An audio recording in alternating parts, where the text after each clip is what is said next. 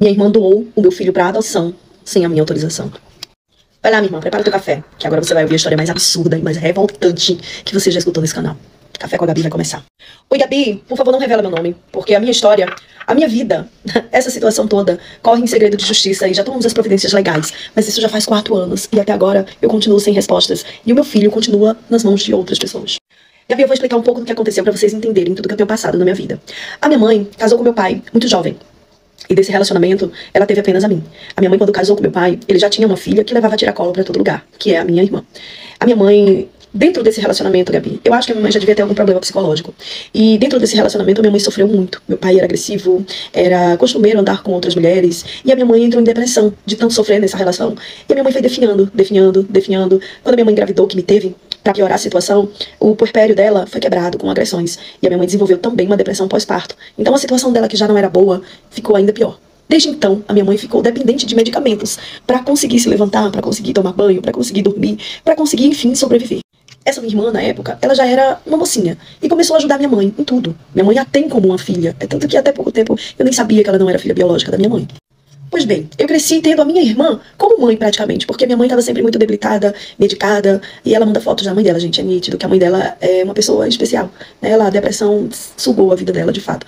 A minha mãe, eu cresci vendo a minha mãe naquela situação, praticamente que vegetativa. Há alguns dias que a minha mãe conversa, ela é lúcida, mas a maioria dos dias a minha mãe, Gabi, tá totalmente fora da realidade. Ela fica no mundinho dela, às vezes não acorda pra comer, às vezes acorda e fica olhando pro nada o dia inteiro. Enfim, quem sempre cuidou de mim foi a minha irmã. Na minha adolescência, Gabi, eu comecei a sofrer crises de identidade. Meu pai vinha pouquíssimo em casa, e quando aparecia sempre queria nos agredia minha mãe, sempre grosseiro, a minha mãe ali fora da realidade, e a minha irmã, por ter tomado a responsabilidade muito jovem pra si, de tudo dentro de casa, no quesito cuidados, ela era uma pessoa muito grosseira, sabe? Então eu fui uma adolescente um pouco rebelde, comecei a dar um trabalhinho pra minha família, não me dedicava aos estudos, e a minha irmã começou a mudar quando se envolveu com outra mulher. A minha irmã engatou um relacionamento com outra moça, e desde então a minha irmã se tornou outra pessoa. Até que um dia meu pai finalmente foi embora de casa de vez, morar com uma tal amante que ele teve a vida inteira. E a minha mãe, a minha irmã, nós em casa começamos a passar muita necessidade. Gabi, mas muita necessidade. Ninguém trabalhava lá em casa, a minha irmã não tinha como trabalhar porque tinha que cuidar da minha mãe. A minha mãe, como eu disse, totalmente fora da realidade, não tinha condição de ficar sozinha. E eu, completamente revoltada e porra louca na vida, dando trabalho à minha família. Até que a minha irmã conseguiu aposentar a minha mãe por invalidez, devido à depressão, o problema ser tão forte, e persistir por mais de 15 anos. E aí essa passou a ser a única renda de casa. Dada a dificuldade de tirar a minha mãe de casa para ir para o banco todo mês para resolver as coisas, a minha irmã fez uma procuração e a minha mãe assinou. Ela consegue assinar, tá, Gabi? A minha mãe assinou e a minha irmã então passou a administrar tudo em casa. A aposentadoria da minha mãe, fazer as compras. E nessa conseguimos comprar um apartamentozinho do governo. A minha irmã administrou, compramos a casinha, saímos do aluguel, enfim, fomos seguindo a vida.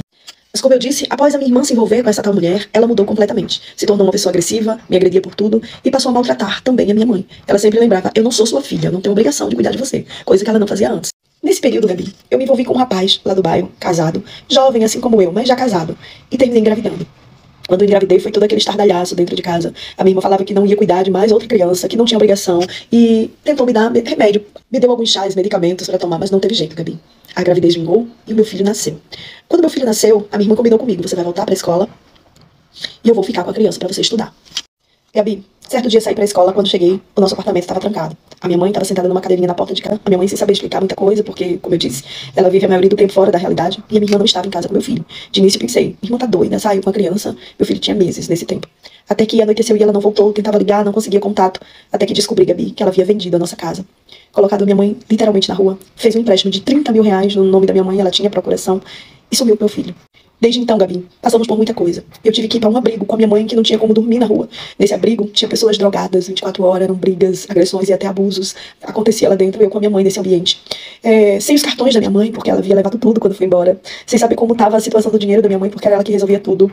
E eu cheguei a procurar o pessoal da linha, que é o pessoal aqui, os traficantes, né? Pra botar ela na linha, pra reaver o cartão da minha mãe, o meu filho, tudo. Mas não teve nada. Ela sumiu no mundo, Gabi. Ficamos meses nesse abrigo. Eu saía sem conseguir trabalhar, tive que abandonar a escola pra cuidar da minha mãe, até que conseguimos, fomos no banco e conseguimos reaver o cartão da minha mãe, mas ela havia feito esse empréstimo e durante, acho que 7 anos a gente vai ter que pagar. Então minha mãe tá recebendo bem pouquinho dinheiro. Aluguei um quartinho sem nada, absolutamente nada, porque ela vendeu todas as nossas coisas, fogão, geladeira, nada, nem as minhas roupas, nem as roupas da minha mãe, a gente conseguiu pegar. Nesse período eu descobri, através de outras pessoas, onde ela estava morando, tentei ir atrás, mas fui agredida, fui com a polícia na casa dela, tentar pegar o meu filho, mas ela havia doado o meu filho pra outra família. Isso já faz 4 anos, Gabi. Só agora eu descobri aonde meu filho de fato está. Fui várias vezes já na delegacia, prestei queixa, encontrei meu filho, mas até aqui nada foi feito. Estamos, segundo eles, está correndo em segredo de justiça. Mas até aqui eu não fui chamada para nenhuma audiência. E a família que tá com meu filho, quando eu tentei contato, me bloqueou de tudo. Esses dias eu descobri ele no Instagram, até tirei uma foto de uma foto que tinha lá, porque essa família me bloqueou. Eu sei que a criança continua aqui na minha cidade, tá com 4 anos, meu filho lindo. E eu não tenho ninguém por nós, Gabi. Hoje eu trabalho, eu pago uma pessoa para ficar com a minha mãe durante o dia, continuo pagando o tal empréstimo que ela fez, e ela vive nos ameaçando de morte. Essa é a minha história. Eu não sei a quem recorrer, porque ninguém me ajuda. Eu não sei mais o que fazer para reaver meu filho e ter a minha casa de